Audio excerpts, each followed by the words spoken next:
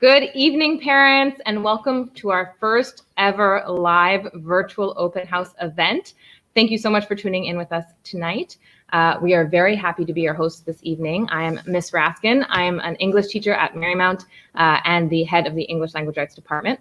Hello, everyone. I'm Mr. Daddario. I'm a history teacher here at Marymount, and we would like to welcome you tonight. We have multiple segments that we've prepared for you in terms of maybe introducing staff and meeting some of our students.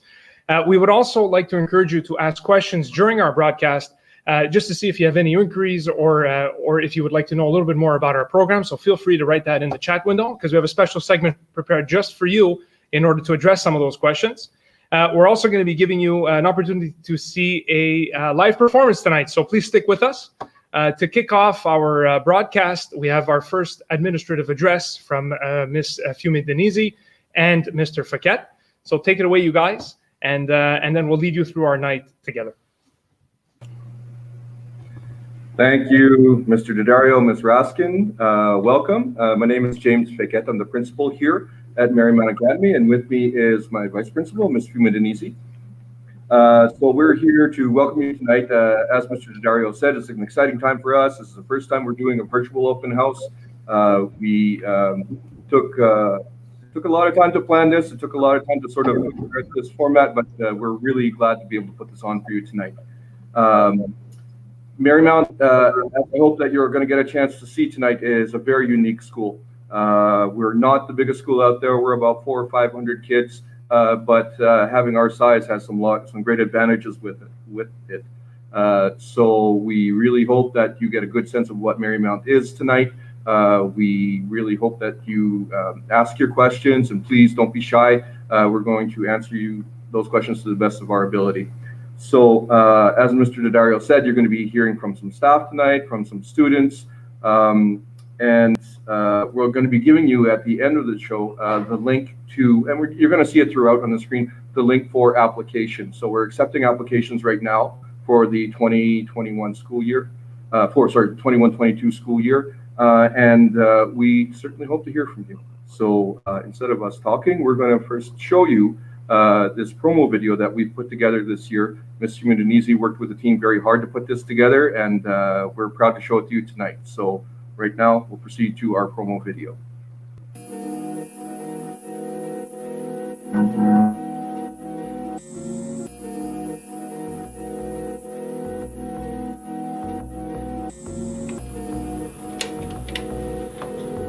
Greetings to all prospective students, parents, and guardians. It's your boy Hazelnut on the mic with your daily morning announcements. And on behalf of Marymount Academy International, we'd like to warmly welcome you to our virtual open house. Today, we'll be taking a look at everything our great school has to offer, from our renowned sports teams to a wide variety of extracurricular activities and our excellent academic programs. We hope you enjoy your virtual experience, and we hope to see you all next year here at Marymount. This is your boy Hazelnut, signing out. The community here at Marymount is exceptional. As somebody who attended a leadership camp that comprised all schools in the EMSB, I can confirm that the Marymount community is one of the strongest and one of the most supportive of its kind.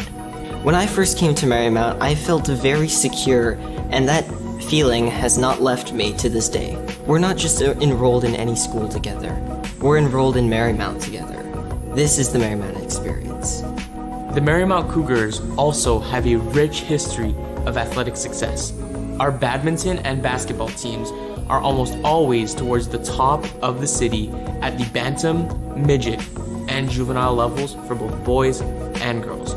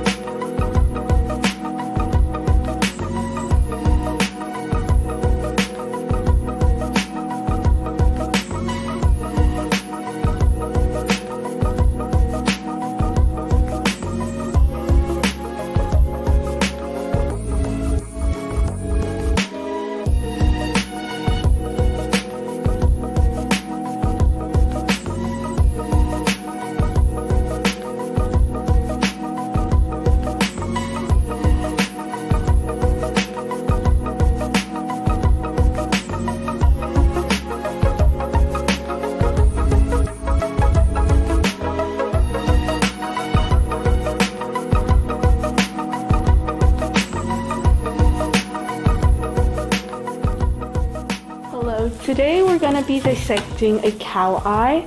This is what we do in secondary 3 and some other classes. And Thingy over here is going to cut it in the middle so we can open it up and demonstrate what's inside. So it's cut open and the liquid that's spilling out is called the aqueous humor. And there's this gelatinous substance called the vitreous humor. The black membrane that is inside the eye is called the choroid. The lens is this hard ball that basically focuses the light inside the eye. Now, inside there is this black membrane, and that is called the choroid. Inside there is something called the iris, and that's the colored part of your eye. And in the middle of the iris there is something called the pupil, which is basically a hole in the iris.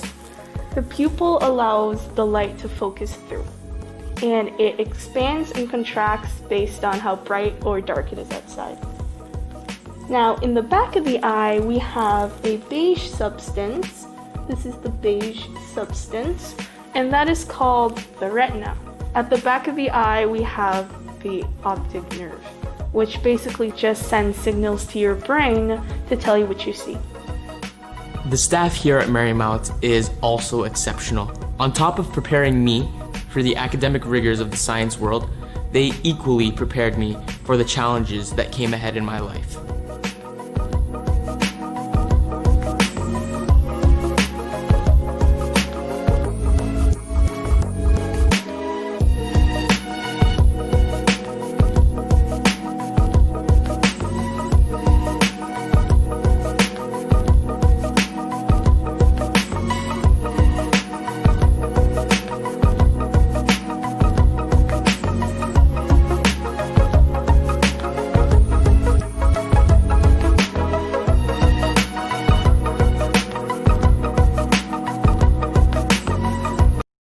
Marymount Academy is like a family to me, and each year this family grows.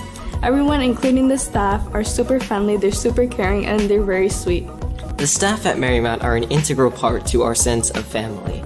They are full of a passion for the community and the desire to make this the best secondary school experience out there. They're always willing to lend a helping hand, whether that be in class or through our tutoring program. I remember helping out for each event, like parent-teacher interviews and open houses, because it would contribute to our school for leadership. Leadership is where a group of students help at in-school and out-of-school events.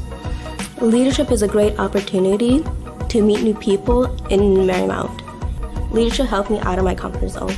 It allowed me to make friends who I thought I would never be friends with. I've been here since Sec 1.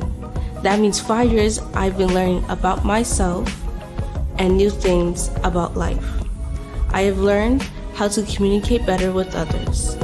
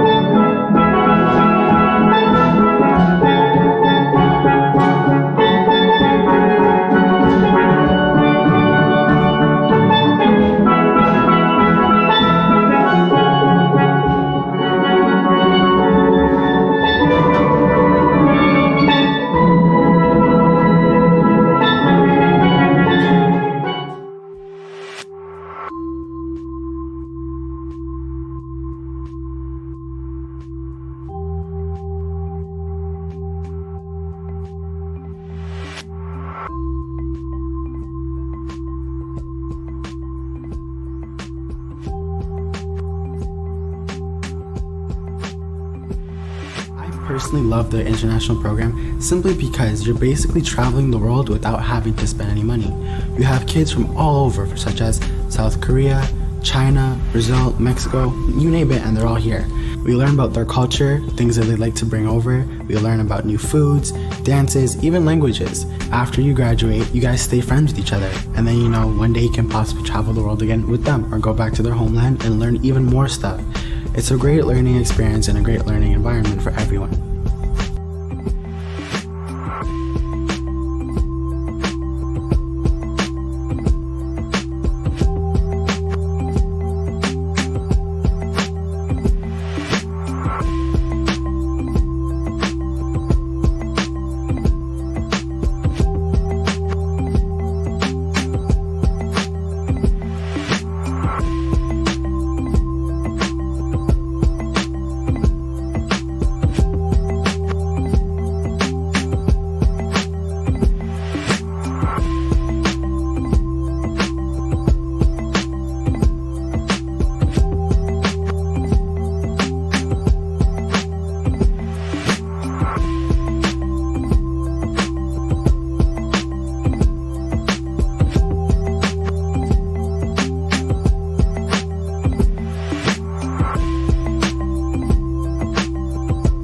Marymount is much more than a school. It's an experience, and one that will be ingrained in my mind and many others for years to come. This experience is custom made by each student through their preferences and their interactions, but uniform enough for us to feel like we're all part of a whole. Overall, I can confirm that the Marymount experience was one that was incredibly enriching for myself, and I believe that it has the potential to be equally enriching for your child.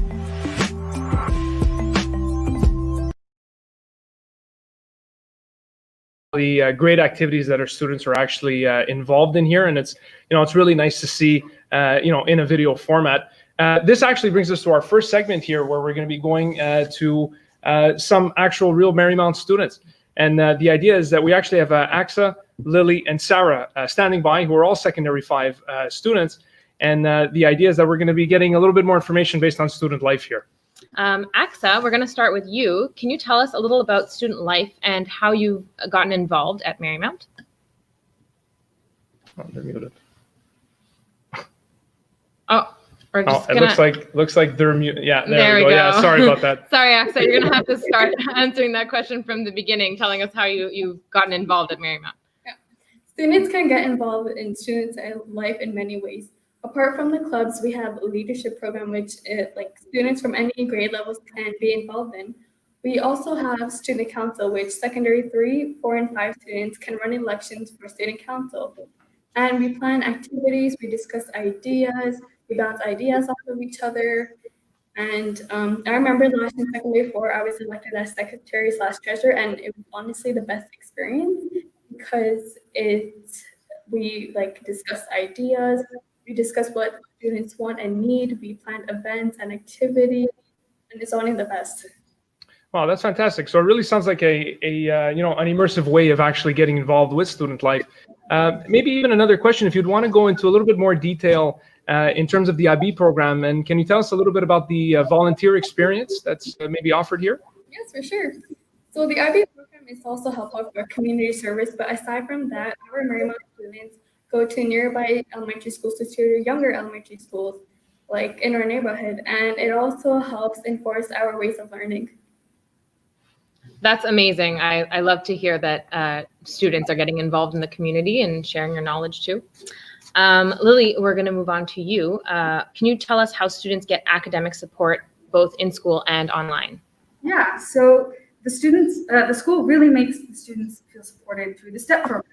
They can go to work on homework and assignments and print things and even get extra help with math, science, French, English, pretty much anything. A lot of students even stay after school to participate in the homework program. We also have childcare workers that work with students to help learn and progress. This year, we actually also have online tutors for math and science who are available almost every day. Awesome, awesome. Well, these are excellent resources, especially in terms of what's currently going on in terms of the use of technology. And that kind of brings me to my last question, actually, for Sarah. What have you found, or maybe are some of the benefits of virtual learning, and how do you think it really prepares you for the future? At the beginning, virtual learning was very difficult for me and for a lot of our students here at Marymount. But after some time, our amazing staff that's supportive of us has helped us overcome those battles. And some of the benefits of online learning include that I feel more productive in my homework because I can be at home, do my school, and I won't have any transportation issues that will not allow me to study extra. So this allows me to get my work done on time and productively, as well as online learning is. Do you feel like it could help prepare you for future studies? Yes, exactly. So online learning is being used through CEGEPs and universities. And with using online learning now, the school is actually preparing us for the future years in our life. That's wonderful to hear. Thank you so much to all three of you for having this little conversation with us and telling us a little bit more about your experience at Marymount. Our students are also kept very actively engaged in activities. So we're gonna hop over to Jason Steele, who is in the gym with some students. Hello, Mr. Steele. Hi, good evening. Good evening. Can you tell us a bit more about your role at Marymount? Absolutely. As the ETA coordinator here at Marymount, I help students with integration. I work with the staff and the students to ensure a positive environment, and I oversee the extracurricular activities, more particularly the sports. Okay, excellent. And can you provide for us a bit of an overview of the kind of extracurricular activities that are offered at Marymount? Absolutely. We're fortunate at Marymount. We have many ECAs, our extracurricular activities, and they include steel pan. We have a dramatic play that we do every year. We have the cooking club, the bike club, secondary level trips. So each grade usually goes on a field trip or an outing. We have the grad trip. We're lucky and fortunate enough to have a weight room here. And of course, we have our sports teams that participate in the GMAA and other sports tournaments across the island of Montreal. Oh, wow. Okay. So then, it really sounds like there is something for everybody, no matter what their skill set is. I think really just maybe one more thing is, how would you really try and integrate students into the school life in terms of linking school and sports together? What are some of the things that maybe you could, Sports, absolutely. Sports played a big role for me growing up as a kid and in high school. And we definitely try to use that here to keep students engaged. And sports are a very positive thing. And physical activity is shown to help mental health as well. So just that, the positivity from sports, I think is a good thing for the kids in our school. Wow, that's a fantastic resource then for them in order to really get the most out of their experience here. Thank you so much, Jason. We really appreciate your time. And it looks like the game's going well in the background there. Yeah, they're playing a little 3-on-3 in the background here. Absolutely. Thank you so much. No problem. All right, excellent. So just really going to our next segment here, we're actually going to be going to the science department with the department head, Ms. Khan, who's actually going to be, talking to us a little bit about, what goes on in science. Ms. Khan, are you there? Hi, welcome to the science department. Hi, Ms. Khan. Excellent, excellent. So I hope everyone is doing well. And, obviously, yes, of course, it looks like everyone's there and ready to go. Would you maybe care to elaborate on some of the facilities that are available to the students really to conduct experiments here at the school? Sure. We're actually very lucky here at Marymount. We have 4 labs available for students to do their work. We have a physics lab.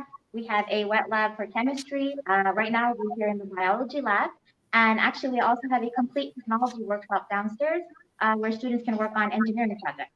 Oh, wow. Excellent. And then in terms of, let's say, maybe, for example, if students want to get a little bit more out of the program in terms of extra science activities, is there really anything available, in terms of that? So students really get the most out of that program? Certainly. So students who are interested in pursuing science a bit more, in-house, we have certain projects. We have like a physics club. We have a calculus club. We've also partnered with various outside organizations. For example, we have the HOPS program with the Jewish General Hospital. So that's targeted at Sec 5 students who are interested in pursuing a career in medicine. So in that program, they actually get placed on location to observe various departments around the hospital, and they get to attend medical lectures. We've also partnered with the MUHT Research Institute. So that's a really great project where kids get to collaborate with McGill researchers and work on STEAM projects of their own choice. Wow, what a great motivator that students get that extra challenge when they're looking for that in the science program. What about within the program? What activities do you do in science? Well, we try to have as many hands-on activities as possible so the kids really get their hands dirty. Actually, instead of me explaining, I'll let the kids tell you about what they're doing here today. Great. So here's Jenny. Yes, my friend is Carl's eye, and this is the lens, and it focuses light. Okay, we'll go to the business. Oh, so today we're dissecting a sheep chart.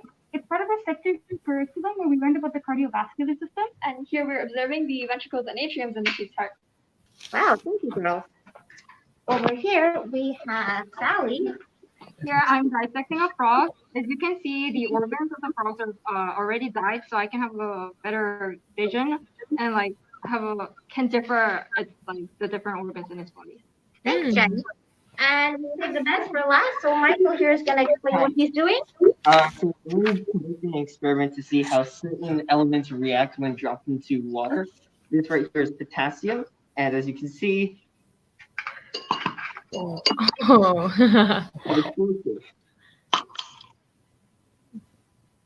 That's very cool. Wow, excellent. So that's a little view of our school science department here. Well, thank you so much, and thank you for reminding me why they don't let me near the chemicals. Thank you so much. Excellent. Thank you so much, Ms. Khan. All right. So, well, that was a super interesting demonstration from the science department. Now we're actually going to head to the physical education department, and we're actually going to be talking with the head of the department, Michael Bunn. So, Mike, are you there? Are we ready to go? I'm right here, guys and girls. How are you doing, Mike? Excellent, excellent. Thank you for being with us this evening. Would you care to maybe speak about some of the facilities the students have access to here at the school? At Marymount Academy, we have a full upper gym. We have a weight training facility. We have an outdoor field. We have equipment rooms that have various different types of equipment. Everything's pretty up to date. It's a nice new modern gym, good solid floor, all the stuff you want in a high school gym. It's really solid. I love the way it works. So nice that students have a newly renovated space too that they get to do their activities in. Can you give us 2 examples of the kind of units students can expect to cover in physical education? Oh, absolutely. One of the primary units we do at every grade level term 1 is fitness. Fitness is something we make sure that everyone gets through so that nobody feels left behind.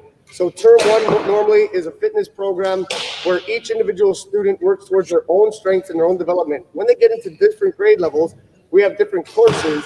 And one of the more fun ones you're seeing behind me, at the Sec 5 level, we get to do archery, we get to do fencing, we get to do goal ball, various sports that a lot of other schools don't have access to. And we're blessed to be able to do. As you can see behind me, we have some of our students from grades 9 through 11 enjoying the benefits of our archery program. Wow. Well, that's fantastic. Well, it really seems like, that some of these programs really make us unique as a school. And would you care maybe to elaborate, a little bit more on the special programs that are really here at Marymount? Well, in class, what we try to do is give traditional team sports such as basketball, soccer, football, chook ball, ultimate frisbee. But we then add some extra stuff that a lot of places can't add, such as archery or fencing. And we move the kids into different individualized skills as well as the team development skills that they need. And we also have had for the longest time since I've been here, a program called goal ball, which is a sport for people who are visually impaired. So the kids actually play an entire sport without using their eyes, completely blindfolded. It's incredible. That is incredible. So nice that these activities are made accessible to everybody so everybody can take part, have fun, and live that healthy lifestyle. Thank you so much, Mr. Bunn. Thank you all. It's what we aim for. Take care. Thank you. Next, we're going to get to hear from Miss Wilson and the Steel Pan Band, who actually do have a performance that we're going to be able to view.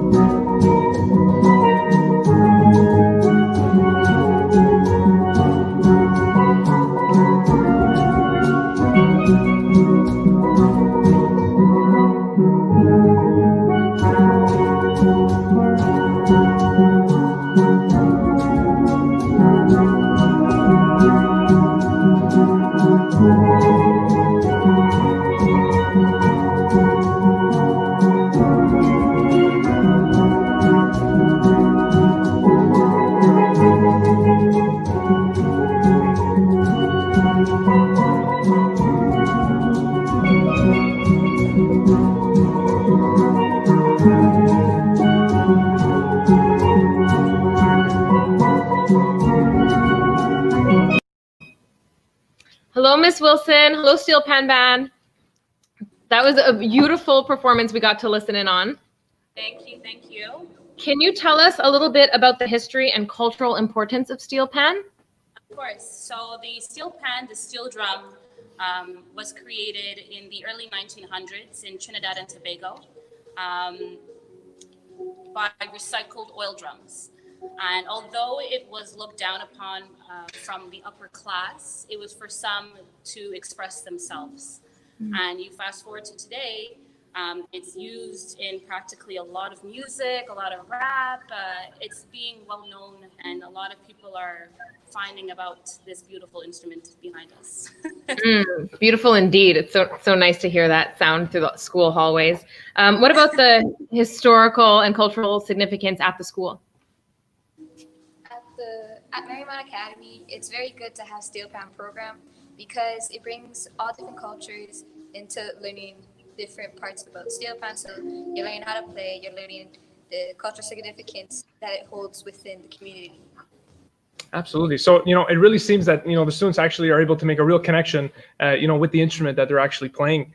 Would you maybe care to elaborate on the learning curve, a student may experience when learning actually how to play? I mean, someone like me who could barely tell the difference, between instruments sometimes. The idea is, is it a difficult instrument to actually learn how to play? Well, for me, I started playing when I was 6. I'm 60 now, so I've been playing for 10 years now. And just like anything really, at the beginning it may seem kind of hard, but with patience and determination and practice, you overcome your the stressful new instrument, and you improve at it. Absolutely. And actually that kind of brings me to really, like my last question is, how has really music helped students improve in other areas here at, Marymount, whether it be academic or social? Oh, it's very sociable. We've been having steel pan here for about 4 years now, and I've met a lot of people. I've made a lot of friends playing steel pan here at the school. It's very sociable. You become a little family, really, when you have a whole bunch of people from different cultures and different backgrounds, and they all come together. Fantastic. That's so nice to hear. I'm so glad to hear this sense of community and how this activity has brought everybody closer together. It's been really nice to hear some music too. So thank you so much. Thank you, Miss Wilson and the Steel Pan Band. Thanks, guys.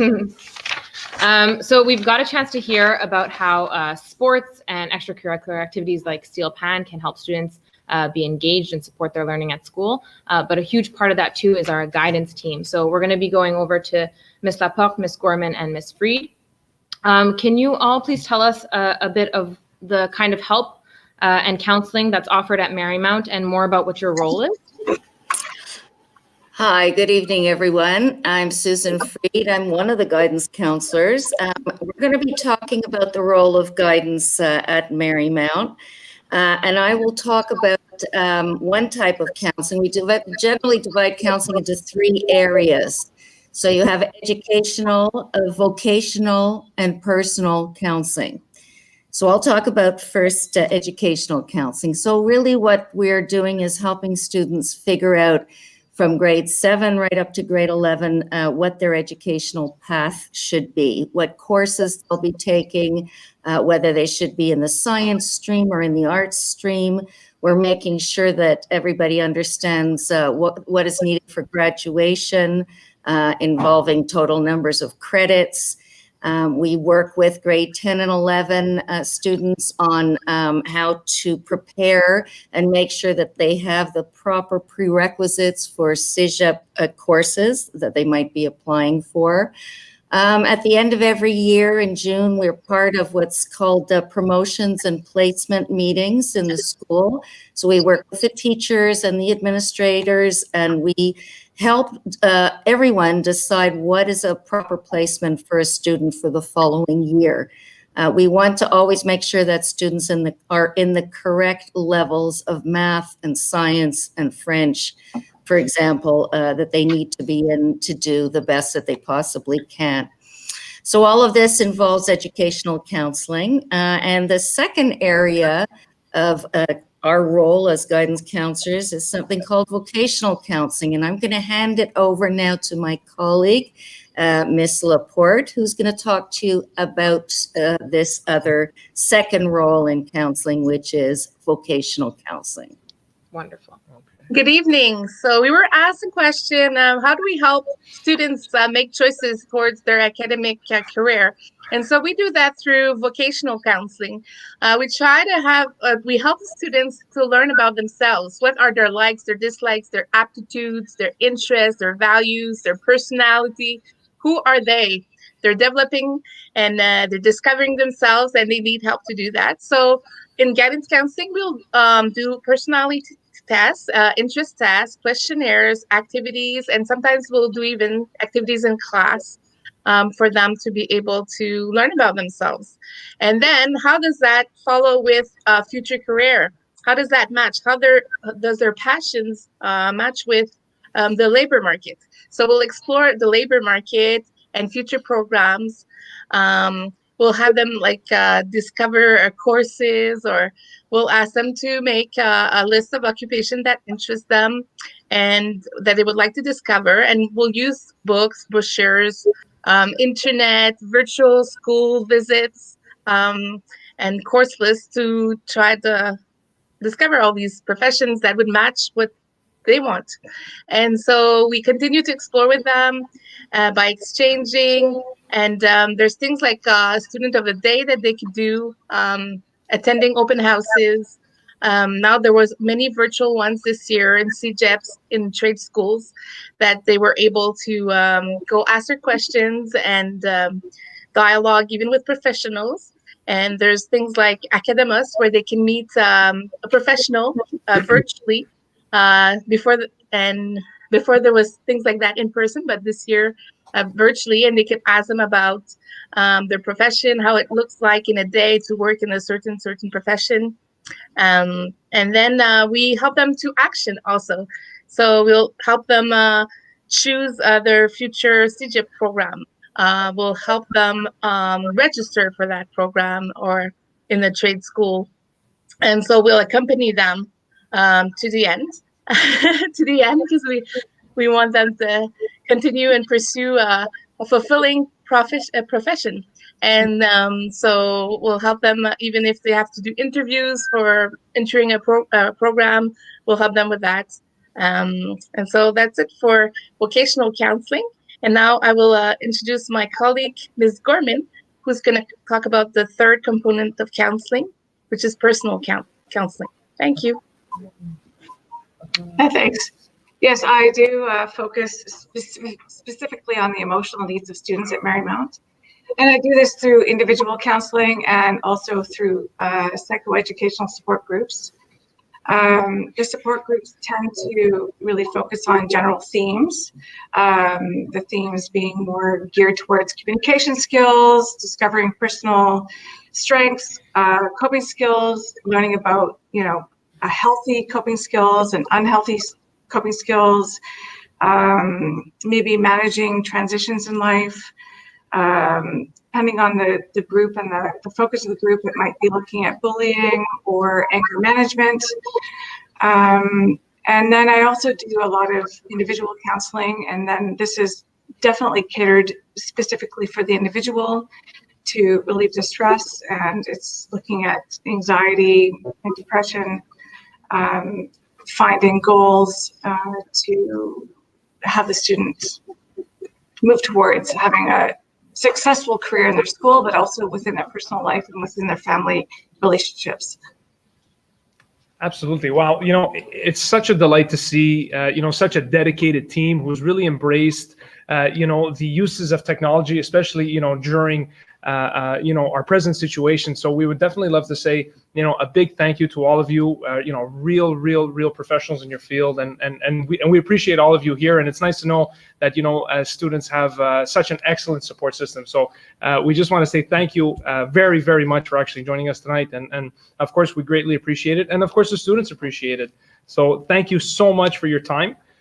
It's really kind of getting to the end here. So we're going to go to our most interesting segment, I think, which is going to be taking questions from the audience. If you guys have anything that maybe has come up or maybe crossed your mind throughout the broadcast, and if you were maybe brave enough to, key it into the chat window, we're actually here to maybe take a few questions from some of you.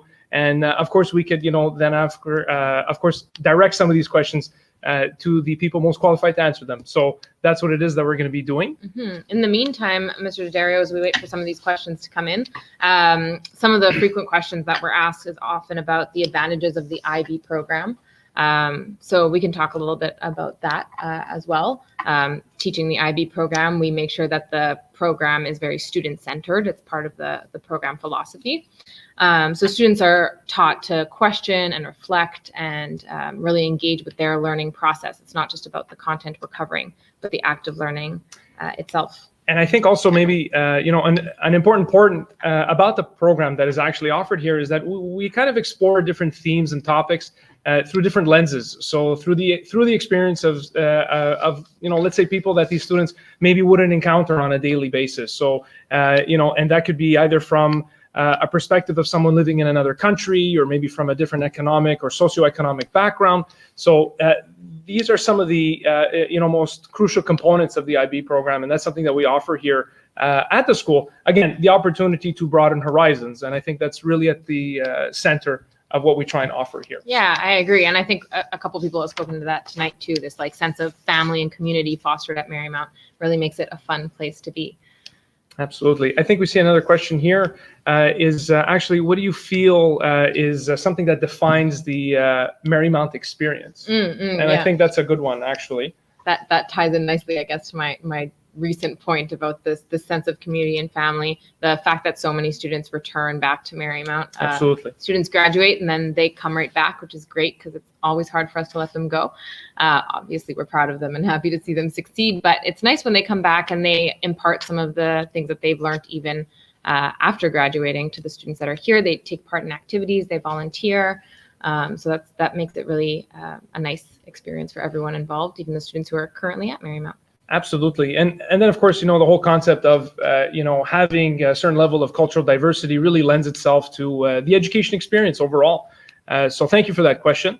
I think another one here is about trips. So maybe things that are offered in terms of maybe some trips that are offered to some of the students. Mr. Raskin, I don't know if you'd want to elaborate. Yeah, we do some level trips. So as part of the English department, I can't help but boast about our trip to Stratford for senior grades every year. We get to go see some plays, and that's always a great experience for students. And then we also have our grad trip, of course, our New York City graduation trip, which we do every year for our seniors. Absolutely. When they graduate. Absolutely. And thank you for that. There's also the Quebec City trip, which is something that we tried to get off the ground last year, and we do expect it to be a large success. Most of the geography program, and then, of course, also speaking from social sciences, the secondary 3 program kind of lends itself to exploring certain historical sites in Quebec City. So we kind of take that upon ourselves really to offer maybe, an educational style of trip. And that's something that we hope to get off the ground once circumstances change. Mm-hmm. We have a question here as well. What levels of French are available at Marymount? From Jillian Woodford. Thank you, Jillian Woodford.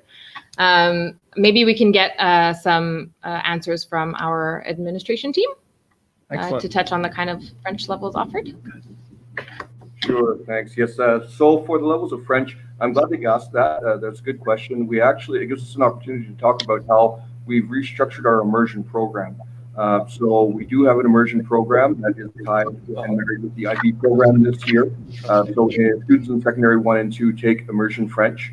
Français Immersion, programme local.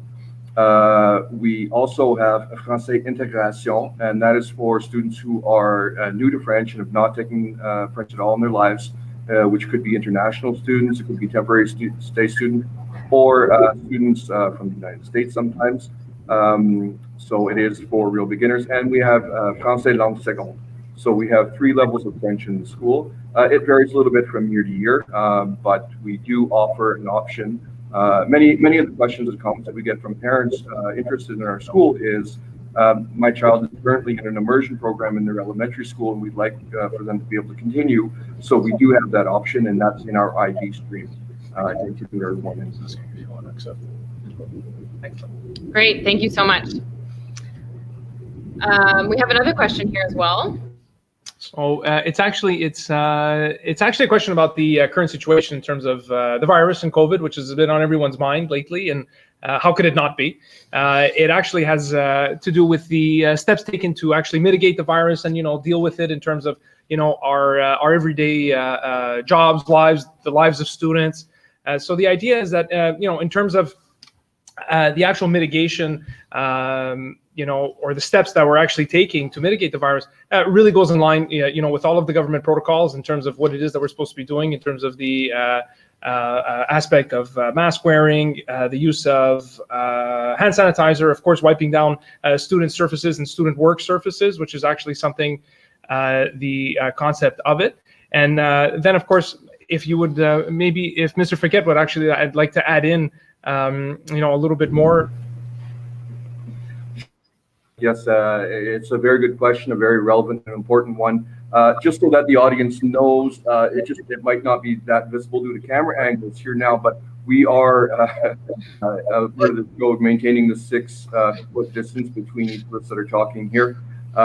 So we do take the protocols very seriously. We do make sure that the kids are safe. So since the beginning of the year, our secondary 4 and 5 students have been attending at 50%. So that means we have less students in the building than we normally would. Our classes, honestly, our class size is averaging about 12 to 15 students right now. So we are making sure that we're taking all necessary precautions. Teachers are opening their windows, keeping their classrooms as ventilated as possible at all times. And of course, on top of that, the protocols from the ministry saying that students must wear a mask at all times in school. We have hand wash sanitary stations at every entrance and exit in front of every washroom. And we remind our students constantly to be aware of these protocols and follow them at all times. Likewise, if there are any students that are not feeling well, we don't take chances. We make sure that we contact their parents and they're sent home right away. And we do the necessary follow-up if we ever do have a case. And thankfully, we've not been affected as much as other schools in terms of pandemic. So we're very lucky, and it is the benefit of being a smaller school, definitely. So yes, for sure, we all want our children to be safe in environments, and many of us staff here, obviously, and we want to make sure just our own kids, we want them to be safe. We want your children to be safe as well. Great, thank you so much. And Mr. Fouquet and Mr. Medianese, if you can stand by for this next question too. We have another question about the music program at Marymount. Yes, so.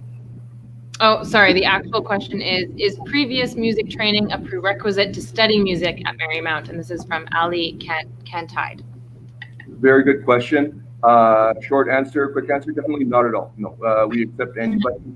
You do not have to be in a music program prior to coming here. We have a lot of students that are starting off and they're beginners, and it is balanced out with a lot of students who are experienced. We do get some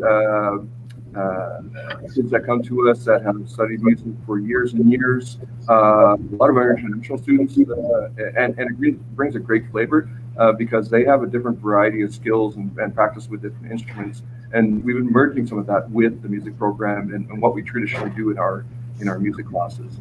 So no prior experience needed, no prior requisites. Everybody is welcome from the beginner to the expert. We incorporate you all. Mm-hmm. Excellent. We have a question as well regarding the IB program. Can my child transfer to the IB program after the first year, or does a student need to be enrolled right from the first year? Well, ideally, we would like to start all our students off in the IB program from secondary one. Sometimes it's not possible, and we don't make it exclusive in that way. We do allow admissions in after the first year. The reality is that many of our student population, students will come in secondary 2, 3, or 4, especially international students. So we're not going to stop international students from joining the program if they're interested. And we want to be fair to all students, so local students as well. If you start off in grade 7 at IB and you in the regular program, but you want to switch to IB, more than welcome to. The only area where it could become an issue is trying to start in secondary 5 and to get the full IB accreditation, even 4 or 5 in the full IB accreditation. If parents and students are interested in that, there is a third language requirement, so that's why our students in secondary 1 and 2 take Spanish. But other than that, there's nothing stopping students from joining the IB program. Wow, okay, awesome. Well, thank you for that. I think we have time maybe for one more.